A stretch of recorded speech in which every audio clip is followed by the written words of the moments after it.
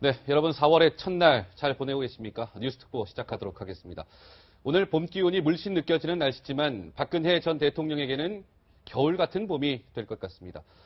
파면된 지 정확히 3주 만에 서울 구치소에 구속 수감돼서 3평 남짓한 독방서 홀로 첫날 밤을 지샜습니다. 네, 이 모든 소식들 쉽게 풀어주실 네 분 모셨는데요. 정미경 전 의원, 최진봉 상공회대 교수, 김성환 시사평론가, 서정욱 변호사와 함께하겠습니다. 예, 어서 오십시오. 안녕하세요. 네, 안녕하십니까. 네, 오늘 박근혜 전 대통령이 파면된 지 21일 만에 서울 구치소에 이제 들어가게 되지 않았습니까? 구속이 된 겁니다. 그래서 따라서 오늘 구치소에서 박근혜 전 대통령이 첫날 밤을 이제 보냈는데요. 저희가 그래서 이렇게 한번 좀 준비해봤습니다. 좀 하나하나 말씀을 풀어보도록 하죠. 쓸쓸한 구치소 독방, 잠 못 이룬 박근혜 전 대통령입니다. 저는 사실 박근혜 전 대통령의 화면에 비춰진 모습들을 많이 보아오지 않았습니까? 그런데 이제 영장 심사가 끝나고 서울 구치소로 향할 때 박근혜 전 대통령이 차 가운데 자리에 앉아서 서울 구치소로 향하는 모습이 이렇게 사진이 찍혔습니다. 우리가 늘 보아오던 박근혜 전 대통령과 다른 모습이었죠. 자, 서울 구치소에서 지금 힘겨운 시간을 보내고 있을 텐데 하나하나 살펴보도록 하겠습니다. 첫 번째 포인트. 자, 이제 더 이상 박근혜 대통령이 아닙니다. 수임번호 503번인데요. 자, 서정욱 변호사님. 이게 이제 구치소에 들어가면 수임번호라는 것을 가슴에 달게 되잖아요. 근데 박근혜 전 대통령은 503번이라는 번호가 주어졌다고 하는데 이게 어떤 의미가 있습니까? 503번이라는. 제가 이게 좀 알아보니까요. 네. 현재 그 서울 구치소에는 남녀 합쳐서 한 3,000명 정도가 있고요. 3,000명이요? 네. 그다음에 그 여자 수용자가 한 300명 된다고 합니다. 300명이요? 네. 그래서 이게 여자는 아마 3자리만 해도 충분히 구분이 가능하고요. 네. 남자는 이게 4자리까지 왜 3,000명이니까. 사람이 그만큼 많으니까. 그렇죠. 네. 그리고 이게 번호는 503번은 큰 의미가 없다고 해요. 다음에 이런 건 있다 합니다. 예를 들어 이게 뭐 마약 범죄류다. 네. 이런 특별한 관리가 필요하잖아요. 네. 이런데 그 특별한 관리가 필요한 거는 번호대를 부여해서 그 번호대를 쓰는 거고 네. 그 외에는 이제 뭐 입소 순서라든지 여러 가지를 고려해서 번호를 하는데 아마 이게 대통령이 503번은 특수한 의미를 부여해서 한 건 아니라고 지금 합니다. 그렇군요. 박 전 대통령이 이제 더 이상 대통령님으로 불리는 게 아니라 수임번호 503 그리고 옷도 그렇게 맞춤복을 입는 게 아니라 연두색 수의로 갈아입고요. 독방에서 생활을 하게 되니 참 정말 감정이 박 전 대통령에서 굉장히 힘든 시간이 계속 될 것 같아요. 그렇죠. 그러니까 예전에 본인이 이제 대통령으로 있었을 때 사실 대통령이 되기 전에도 본인은 여러 가지 뭐 그 청와대 아버지 따라서 아주 어렸을 때 들어가서 거기서 계속 생활하고 그러니까 누군가가 도와주고 대접받고 이런 생활을 했지 않습니까? 늘 곁에 누군가가 있었죠. 그랬었죠. 보좌를 받아왔죠. 혼자서 하는 일보다는 누군가의 도움을 받아서 했던 일이 훨씬 많으신 분인데 그러다 보니까 본인이 이제 수감 생활을 시작하게 되면 모든 걸 혼자서 다 해야 되잖아요. 심지어는 설거지까지 해야 돼요. 빨래도 거기서 해야 되고요. 이런 상황이다 보니까 눈물이 쏟아질 수밖에 없을 것 같아요. 그래서 여러 보도에 보면 구치소에 들어가기 전에 또 눈물을 쏟았다고 얘기하는데 본인의 처지나 신세가 엄청나게 이제 180도 바뀌다 보니까 회한이 들었을 것 같고요. 제가 볼 때는 실제 이제 구치소에 들어가면서부터 실제 그게 체감적으로 느껴졌을 것 같아요. 물론 이제 구속이 결정되고 나서 검찰관들 앞에서 중간에 앉아가지고 가면서도 그런 마음이 들었겠지만 옷을 갈아입고 신체 검사 받고 이러는 과정을 통해서 아 이제 진짜 내 신세가 이렇구나라고 하는 걸 느끼게 되면서 마음속으로 큰 충격을 받았을 가능성이 있다고 봅니다. 구치소 생활이 얼마나 낯설겠습니까? 평소에 한 번도 가보지 않은 곳. 그리고 말씀하셨던 것처럼 박근혜 전 대통령은 늘 곁에서 누군가가 도움을 주어왔던 삶을 살다가 이제 모든 걸 혼자 해결해야 되는 그런 이제 상황에 놓이게 됐는데요. 저희가 육성을 하나 들려드릴 겁니다.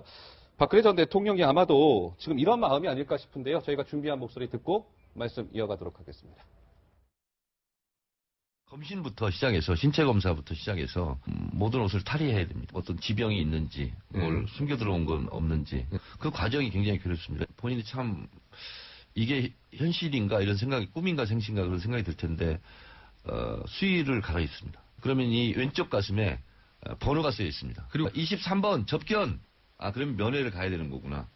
23번 출정 그러면 재판받으러 법정에 가는구나. 그리고 심리적으로 많이 붕괴되고 그리고 이제 혼자 대화할 상대도 없고 고립무원에 빠지는 거 있지 않습니까? 네, 고립무원에 빠진다라는 게 정청래 전 의원의 얘기였습니다. 어제 인터넷 제가 계속 보는데요. 이제 박근혜 전 대통령 구속 이후에 구치소에 들어간 이후에 실시간 검색어 1위가 한동안 머그샷이었어요. 머그샷. 그래서 저는 이 도대체 머그샷이 뭐지? 그랬는데 박근혜 전 대통령과 연관된 거였더라고요, 김성환 평론가님. 네, 그렇습니다. 머그샷이 뭐예요? 굉장히 좀 낯선 단어니까 네. 이게 도대체 무슨 단어야? 이러면서 많은 분들이 찾아보셨을 것 같은데요. 이 18세기부터 사용됐던 뭐 은어라고 하는데 일종의 이제 사람 얼굴을 먹으라고 불렀다고 합니다. 네. 그러니까 사람 얼굴을 찍는 사진이라고 생각하시면 될 것 같아요. 그러니까 우리 이제 구치소에 들어가게 되면은 네.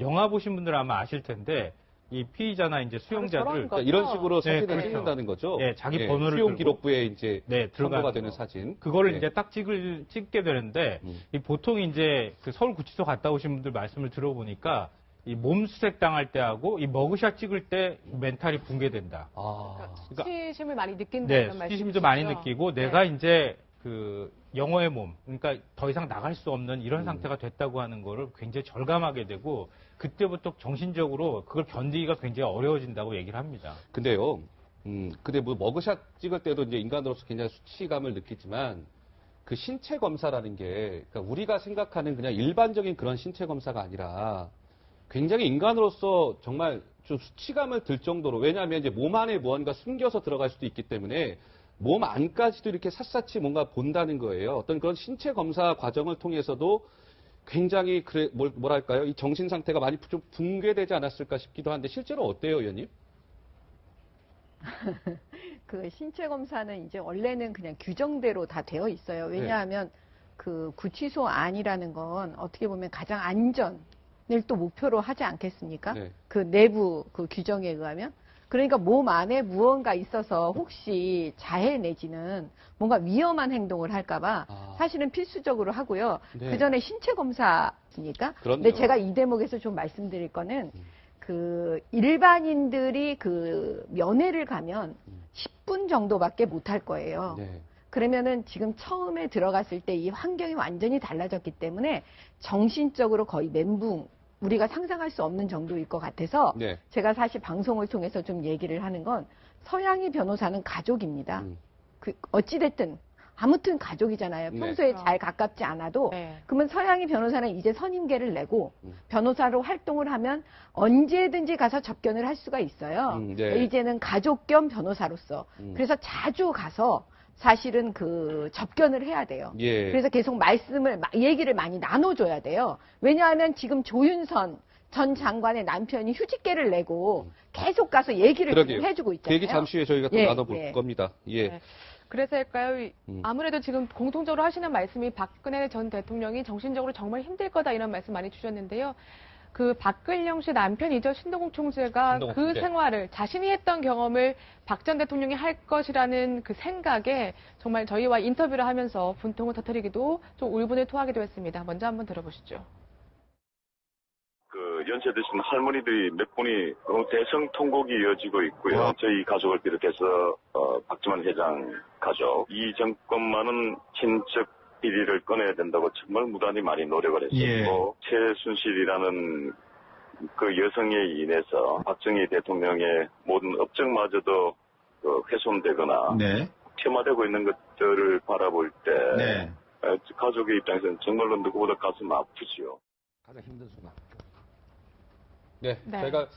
저는 제가 사진을 하나 보여드릴 거예요. 영상인지 사진인지는 잘 모르겠습니다만 영상이었군요. 그러니까 좌측편은 박근혜 전 대통령이 저희 언제의 모습입니까? 영장 실질 심사를 받으러 이제 법원에 들어갈 때의 모습이고 우측은 이제 박근혜 전 대통령이 구속이 결정된 이후에 구치소로 향할 때의 모습인데 글쎄요, 불과 하루도 채 지나지 않은 시간 동안 지금 이렇게 보시다시피 많은 부분이 달라지지 않았습니까? 이 광경을 보면서 많은 국민들이 정말 대한민국이 이건 비극입니다. 많이들 마음 아파하셨을 텐데 서 변호사님 말씀 주실 게 있으시다고요? 예. 저는 이게 그 교도소에서 제가 면회를 가보면요. 의뢰인들한테 물어봅니다. 언제가 이게 가장 힘드냐? 그러면 이게 보통 대답하는 게 억울하게 구속됐을 때. 왜냐면 이게 자기가 죄를 인정하고 죄를 했을 때는 구속돼도 이게 덜 억울하잖아요. 근데 본인은 정말 죄가 없는데 억울하다 구속됐을 때가 제일 힘들다고 해요. 그래서 이게 대통령이 어떻게 보면 지금은 제3자 뇌물이나 경제적 공동체로 돼 있기 때문에 본인은 이게 10원 하나 직접 받은 건 없잖아요. 그렇죠. 근데 뇌물로 구속되니까 아마 스스로 이게 납득이 안 되면 그게 가장 힘들 상황이 아닐까 이런 생각이 드는데요. 저는 이게 꼭 한 말씀 드리고 싶은 게 그분 책을 저도 읽어봤는데 이런 책이 있어요. 네. 절망은 나를 단련시키고 그다음에 희망은 나를 움직인다. 네. 이런 책이 있거든요. 저도 봤습니다. 예, 저도 이게 지금은 절망과 힘들더라도 좀 이게 꿋꿋이 견디기를 제가 바랍니다. 네. 말씀하십시오. 뭐 수인 번호로 불려질 때 그때 심정이 우리 김춘수 시인의 그 시 꽃이라는 거 있잖아요. 내가 그 이름을 불러주기 전에 나는 다만 그 하나의 몸짓에 불과했다 이렇게 얘기했던 것처럼 그게 사람의 존재감을 지워버리는 거거든요. 그러니까 우리 남성들은 군대 가보면 아시겠지만 훈련소 들어가면은 번호로 불리잖아요. 그러니까 번호로 불리면서 일체화돼 있고 자기 존재가 사라지는 것 같은 느낌을 받게 되거든요. 네. 그러니까 수인 번호로 불린다는 게 그런 의미가 있는 것 같아요. 그렇군요. 그러니까 이 대통령, 전직 대통령으로서의 박근혜가 아니라 그냥 당신은 그냥 그 법적 처벌을 앞두고 있는 하나의 피의자에 불과하다. 이렇게 됐을 때 계속 그런 이름으로 불리게 되는 게 아마 굉장히 큰 고통이 될 것 같습니다. 김성환 변호사께서 이제 수인번호 말씀하셨으니까 그냥 말씀 들으면서 제가 갑자기 생긴 궁금증이에요. 그럼 이제 구치소에서는 이제 수인번호가 이제 배정이 되면 뭐 예를 들면 503번 이렇게 번호로만 불러요? 아니면 뭐 사람 이름도 같이 부릅니까? 두 가지를 다 써요. 아까 예를 들면 503번, 네. 뭐 박근혜 이렇게 부르는 겁니까? 네, 그럴 수도 있고 그냥 503번 이렇게 그렇게 부를 수도 있고, 예, 그거는 뭐 딱 정해져 있는 건 아닌 것 같아요. 네, 그렇군요. 알겠습니다. 근데 갑자기 생긴 궁금증이. 그거는 아주 급할 때는 막 503번 이렇게 부르고요. 좀 이게 여유가 있으면 뭐 이름까지 부르는데 아마 이게 전직 대통령에 대해서는 좀 어느 정도 예우는 해야 되기 때문에 제가 보기에 그렇게는 안 부를 거고요. 저는 이게 대통령님 정도 옛날에 전두환 노태우 대통령 그런 선례가 있으니까 그렇게 호출할 거로 보입니다. 알겠습니다. 자, 수인번호 503번이 지닌 여러 가지 의미에 대해서 저희가 잠시 좀 말씀을 나눠봤고요. 두 번째 포인트를 한번 짚어보도록 하겠습니다. 두 번째는요, 바로 이겁니다.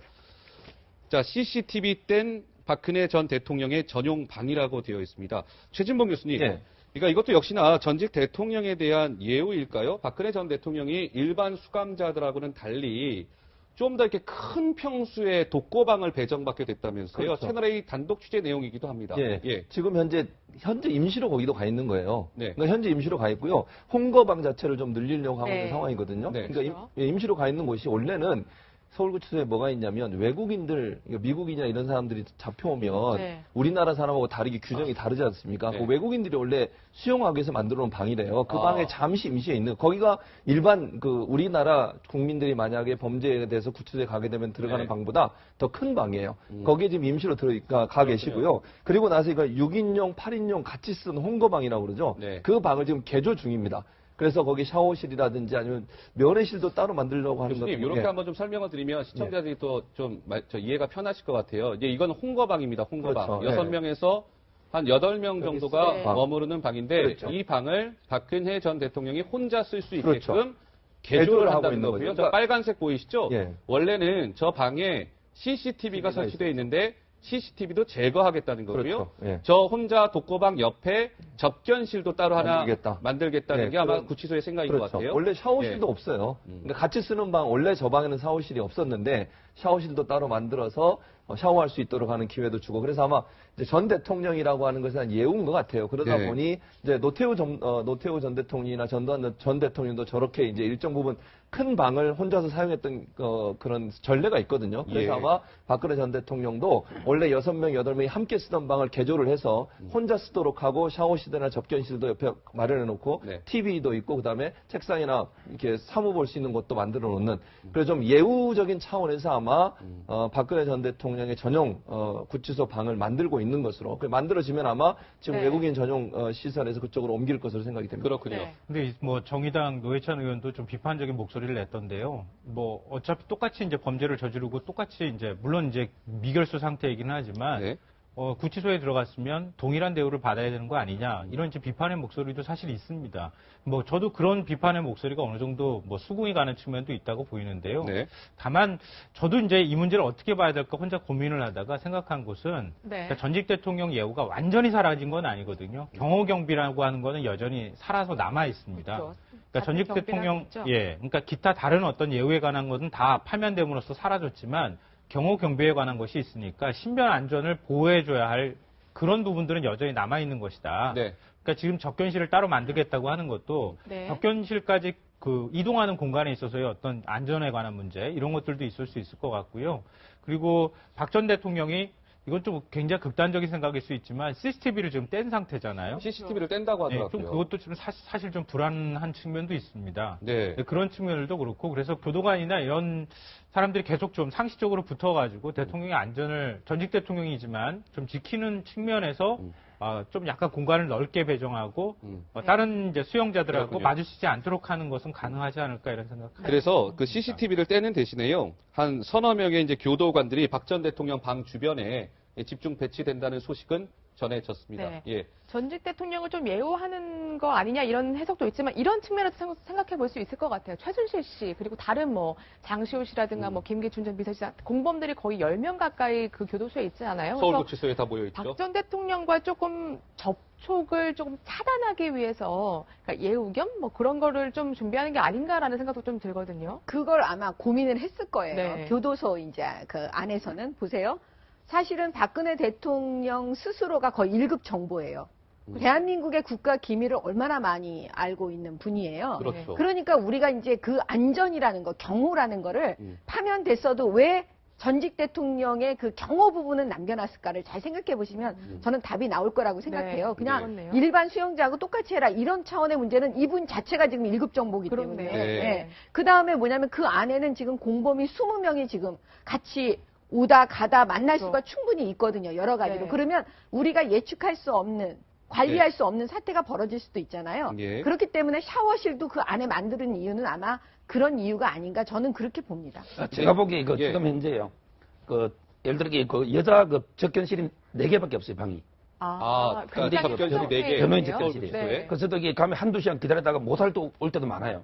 왜냐면 이게 자리가 다 차 있어가지고요. 그렇죠. 이게 200~300명이 지금 수용돼 있고요. 네. 그 중에 롯데그룹의 신영자 아시죠? 네. 그분에게 매일 접견하고 있어요. 방 하나 차지하고. 네. 이게 조윤선 장관도 변호사가 한 10명대가 매일 해요. 네. 그러면 이게 방이 여분이 그래도 이게 장시호, 최경희 그렇군요. 많잖아요. 네. 그럼 이게 대통령이 접견실이 없으면 면회도 저는 변호인 접견도 불가능하다 보거든요.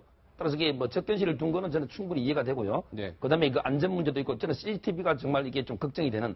왜냐면 이 CCTV는 어떻게 보면 이게 그 타인의 안전이고 스스로의 안전, 자해 이런 걸 막기 위한 거기 때문에 뭐 그런 부분도 이게 상당히 좀 걱정이 됩니다. 네. 그러니까 이 서울구치소를 보면 주로 이제 남성 수감자들이 많고. 있는 곳이고요. 네. 제가 화면을 하나 보여드릴게요.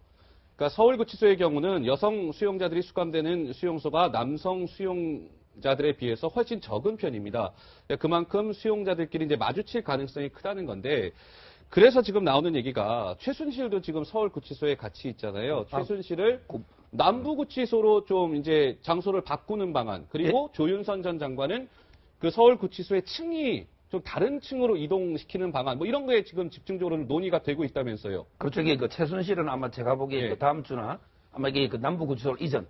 왜냐면 이게 안종범, 정호성도 거기 있죠. 이런 걸 지금 검토하는 걸로 좀 알고 있습니다. 네, 그렇군요. 실제 그게 맞고요. 예. 대통령을 이게 남부구치소나 딴 데 옮길 수는 없거든요, 시설상. 예. 그리고 아까 이게 말한 것처럼 전체 3,000명 중에 여자가 한 200~300명이니까 거의 90%는 남자죠.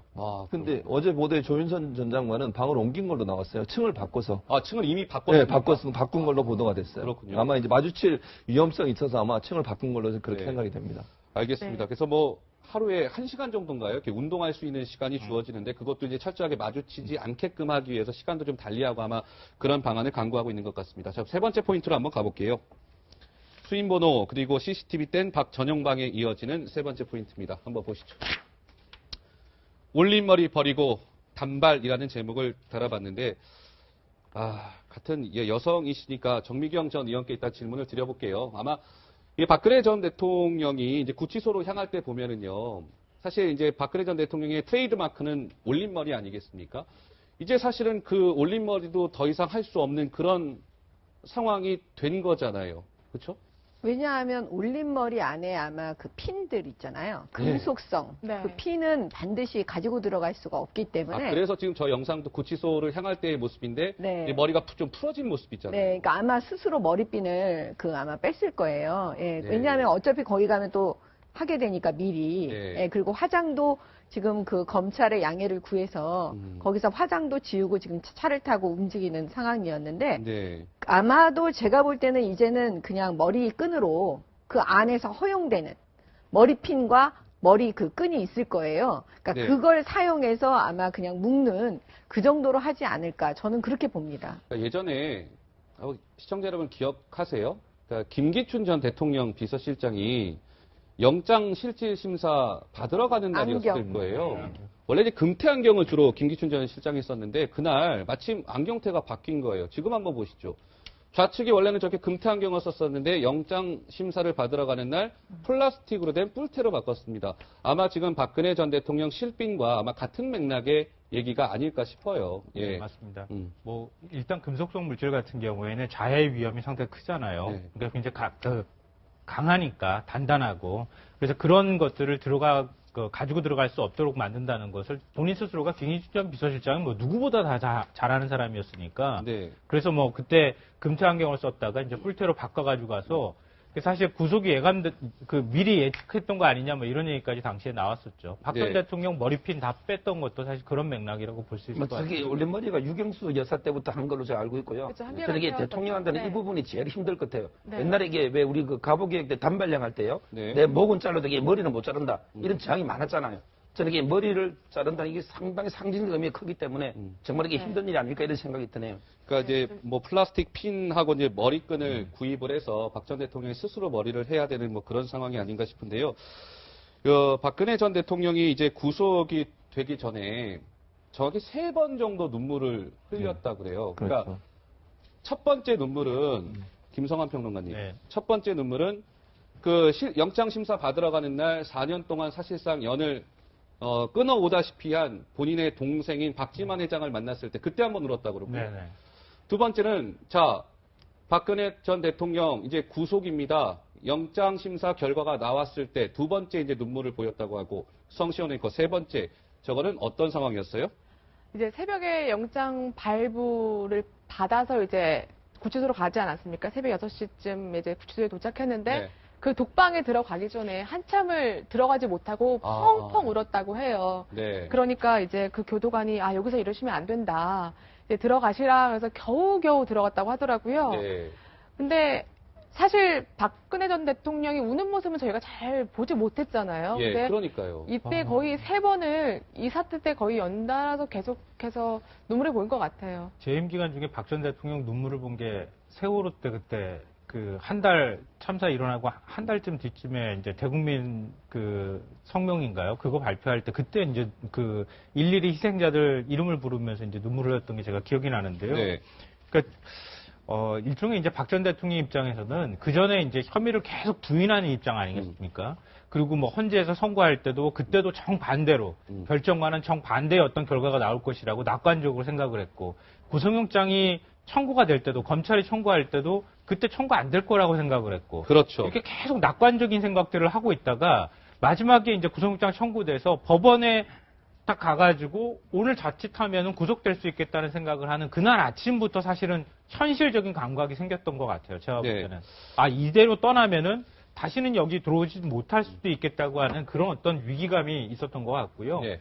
그런 마음이 그대로 유지되면서 막상 이제 사실은 우리가 구치소에 들어간다고 할 때 어떤 보지 않았을 때의 어떤 관념적인 이미지하고 실제로 방 안에 딱 들어갈 때 어떤 이미지는 현실이 됐던 거하고 완전히 다르잖아요. 그런 면에서 아마 눈물을 흘렸던 것 같아요. 그러니까 이제 박근혜 전 대통령이 이제 독방으로 들어가는 그 시간이 아마 새벽 6시쯤 됐던 것 같아요. 근데 새벽 6시가 참 공교롭게도 기상 시간이에요. 기상 시간. 그러니까 박근혜 전 대통령이 이제 흐느끼고 있으니까 이제 기상을 한 다른 수감자들도 박근혜 전 대통령의 눈물을 보이는 그 소리까지도 좀 들었다는 뭐 얘기도 좀 전해지고 있는데요. 저희가 이제 올림머리 얘기가 좀 잠깐 나왔으니까 관련된 저희가 목소리 육성을 하나 준비했는데 좀 들어보고요. 말씀을 이어가 보도록 하겠습니다. 지금 들어가면서 올림머리를 푸는 순간 그리고 아침에 일어났을 때 다시 올림머리를 할 수 없다고 되는 순간은 본인이 파악하게 될 때 그런 현실을 직시하게 될 때 박 전 대통령이 작년 11월부터 있었던 지금까지 것들을 새롭게 인식하는 즉 현실을 인식하게 될 시점이 되지 않나 싶습니다. 네, 국민의당 이용주 의원의 얘기를 들어봤습니다. 자, 네 번째 좀 포인트로 한번 넘어가 보겠습니다. 올림머리에 이어지는 네 번째 포인트는요. 저희가 이걸 좀 골라봤습니다. 함께 한번 보시죠. 첫 끼 1,440원 식빵입니다. 정민경 의원이 구치소에서는 한 끼가 국가예산 1,440원이 이제 들여서 한 끼 식사가 만들어지는 모양인데 박근혜 전 대통령이 구치소에서 첫 끼니를 식빵으로 해결을 했다고 하죠. 그날 메뉴가 식빵이었나 봐요. 이거는 이제 이 식단 부분은 대통령, 전직 대통령이라고 해서 예우를 해서 드시고 싶은 거를 드시게 하는 그런 상황은 아닙니다. 그러니까 원래 이제 메뉴가 되어 있으니까요. 그날 아마 아침 식사가 그 케찹 바른 식빵과 치즈였던 걸로 지금 나와 있고요. 치즈가 발린 식빵이었나요? 치즈가 발린 식빵. 네. 그러니까는 이제 그냥 그 식단 그대로 아마 식사가 나가는 걸로 제가 알고 있습니다. 그렇군요. 근데 이제 사실은 드시기가 좀 어려울 거예요. 여러 가지 마음적인 것도 그렇고. 그렇죠. 그렇기 때문에 조윤선 장관 같은 경우에는 식사를 못하고 계속 못하고 있다는 거예요. 그래서 뭐 귤로 때우고 있다. 이런 얘기 지금 하고 있는데 제가 볼 때는 당분간은 식사를 하기가 되게 어려울 것 같고 전두환 대통령을 기억하십니까? 전두환 대통령은 사실 16일 정도 들어가셔서 16일 정도 아예 그냥 끊었어요. 그 밥을 아예 단식을 했어요. 그래갖고 이제 병원에 실려가시기도 했잖아요. 그러니까 이 식사 부분은 제가 볼 때는 잘 못하지 않을까 그런 생각이 들어요. 사실 박 전 대통령이 그동안 딱 자기가 원하는 요리사, 70대 그 김모씨. 전통 요리 하시는 분 이렇게 할머니죠. 고집을 해왔는데 이 교도소 가서도 다른 환경뿐만 아니라 특히 먹는 거는 정말 유독 적응하기 힘드실 것 같아요. 그렇죠. 이게 저 교정받고 있는 분이 꼭 저 이야기를 좀 해달라고 하는데요. 어떤 얘기요? 1440원요. 이것만 보면 이게 엄청나게 부실한 걸로 생각할 수 있는데 저거는 이게 대량으로 구매했고요. 이게 마진이 전혀 안 남는 원가입니다. 근데 실제 우리 그 식당 가서 7,000원짜리 곰탕 먹어도 원가 1,400원 잘 안 됩니다. 그래서 이게 그 식사가 아주 부실한 게 아니라는 걸 꼭 해명해달라 하고요. 저는 제가 알기로 이게 월요일날 월우 소고기, 그다음에 수요일날 돼지고기, 그다음에 금요일날 닭고기 이런 원칙이 잘 지켜진다고 보입니다. 오늘 보니까 그 서울구치소에 4월 1일 오늘 토요일이잖아요. 식단표를 저희가 좀 보니까요. 이 메뉴가 이렇더라고요. 아침은 식빵, 그다음에 케첩, 뭐 치즈, 스프, 야채 샐러드, 두유고요. 점심시간이 지났으니까 돈육김치찌개, 뭐 생선묵 볶음, 쥐어채 무침, 배추김치가 박근혜 전 대통령이 점심 식사까지는 마쳤겠네요. 잠시 후에 이제 저녁 식사를 순두부국, 오징어 야채 볶음, 건파래 볶음, 배추김치 등등 보니까 이 식단이 보니까 나름 이렇게 뭐 못 먹을 정도의 음식은 또 아니더라고요. 우리 일반인들이 많이 먹는 음식들이에요. 저기에 빠진 게 밥이 빠졌는데요. 보통 우리 콩밥 먹으러 간다 하는데 요즘 제가 알기로 이게 콩밥이 전혀 아니고 쌀밥입니다. 흰쌀밥? 그렇군요. 근데 여성 그 수용자들이 보면 밥도 밥이지만 물을 그렇게 많이 사 먹는다고. 영치금을 다 받으면 거의 물 아니면 사탕을 산다고 제가 들었거든요. 그러니까 구치소의 여성 수감자들이 영치금으로 제일 많이 사는 게 물과 사탕이에요. 왜 그래요? 왜 그러냐면 물이 여성들은 많이 필요하세요. 왜냐하면 물을 쓸 수 있는 양이 정해져 있잖아요. 구치소 안에 들어가게 되면. 그러다 보면 이제 씻거나 아니면 다른 뭐 먹는 것도 있지만 먹는 뿐만 아니라 뭐 씻고 세면하고 이런 데도 물이 필요하지 않습니까? 그런데 제공되는 물의 양이 적다 보니 남성들이야 뭐 적응할 수 있지만 여성분들은 더 많이 필요한 경우가 많죠. 그러다 보니까 대체적으로 물을 많이 구입을 하신대요. 영치금으로. 하루에 4만 원을 쓸 수 있거든요. 그런데 그 4만 원을 쓰는 돈들이 대체적으로 물을 많이 구입하시고 사탕은 이를 자주 닦으셔야 되는데 이를 닦는 게 좀 힘들고 불편할 수 있어서 이 닦는 대신 사탕을 물고 있는 경우가 있다고 해서 대체적으로 여성 이제 수용자들이 주로 사시는 물건들이 물과 사탕이 가장 많은 비율을 차지하고 있다고 합니다. 또 이유가 있었군요. 그러니까 하루 최대 쓸 수 있는 영치금이 아마 4만 원 정도 되니까 아마 그 조윤선 장관 같은 경우에는 그 돈으로 거의 물을 이제 구입해서 쓸 가능성이 높아 보이죠. 그게 이렇게 씻으려고도 이렇게 산다면 왜냐하면 그게 급수로 다 제한돼 있어요. 그러니까 이제 몸을 씻기 위해서 그다음에 양치질 물도 사실 다 물이 제한된 상태에서 양치질도 마음껏 할 수는 없잖아요. 그러니까 이제 물을 구입하는 게 사실 급선무죠. 영치금은요. 이게 4만 원은 맞는데 이거는 먹는 데만 쓰는 거고요. 예를 들어 책을 사거나 이게 의료품을 사는데 제한이 없어서 그래서 이게 30몇만 하루에 쓰는 경우도 있습니다. 그러니까 책 같은 거는 뭐 무제한으로 할 수 있는 거고 먹고 뭐 이런 것만 4만 원으로 딱 이제 제한이 된다는 말씀이신 거죠. 최순실 씨가 맨 처음에 그 구속되고 난 다음에 그때 특혜 논란이 일었었잖아요. 최순실 씨한테 원래 하루 제공되는 물량 그거보다 더 많은 물을 제공해줬다. 그래서 논란이 되기도 했었죠. 그러니까 조윤선 전 장관 얘기가 나왔으니까 최진봉 교수님 이 부분은 좀 어때요? 좀 조윤선 전 장관도 아까 말씀드린 것처럼 서울 구치소에 수감돼 있지 않습니까? 그렇죠.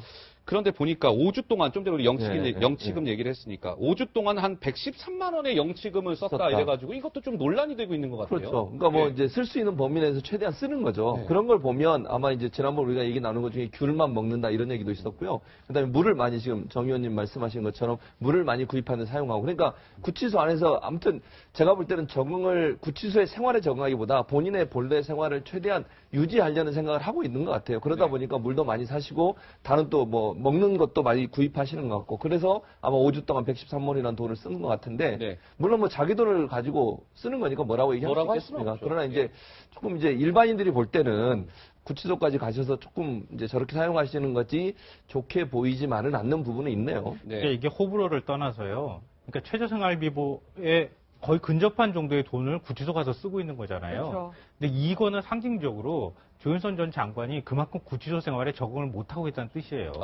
뭘 자꾸 사먹더라도 자꾸 사식처럼 자꾸 사먹어가야지 되는 이런 상황이기도 하고 자꾸 현실을 부정하고 싶은 욕구도 여기에 담겨 있을 것 같고 그러니까 뭐 밥을 제대로 못 먹는다는 얘기도 나오고 있는데요. 그러니까 그 남편 박성엽 변호사가 계속 가가지고 뭐 변호인 접견을 하고 있다는 거 아닙니까? 그것도 또한 부인이 적응을 못하고 있는 상태이기 때문에 계속 말벗을 해주면서 심리적인 안정을 취하려고 하는 조치인 것 같습니다. 조윤선 전 장관의 남편이요, 시청자 여러분, 박성엽 변호사라고 유명 로펌 소속 변호사입니다. 박성엽 변호사. 근데 최근에 휴직계를 냈대요, 휴직계. 그러니까 부인의 옥바라지를 위해서 휴직계를 냈다는 소식까지 전해졌는데 성시원 앵커 옆에 판넬이 하나 준비되어 있는데 저희가 이 박근혜 전 대통령 구치소 관련된 이야기를 마무리하면서 성시원 앵커가 좀 준비한 게 있죠? 네, 그렇습니다. 지금 저희가 뭐 먹을 거, 입을 거 다 두루두루 해봤는데 과연 박근혜 전 대통령이 구치소에서 어떻게 생활하실까 조금 하나로 요약을 해봤거든요. 24시간 시간표군요. 굉장히 짜여진 그 스케줄에 따라서 좀 움직입니다.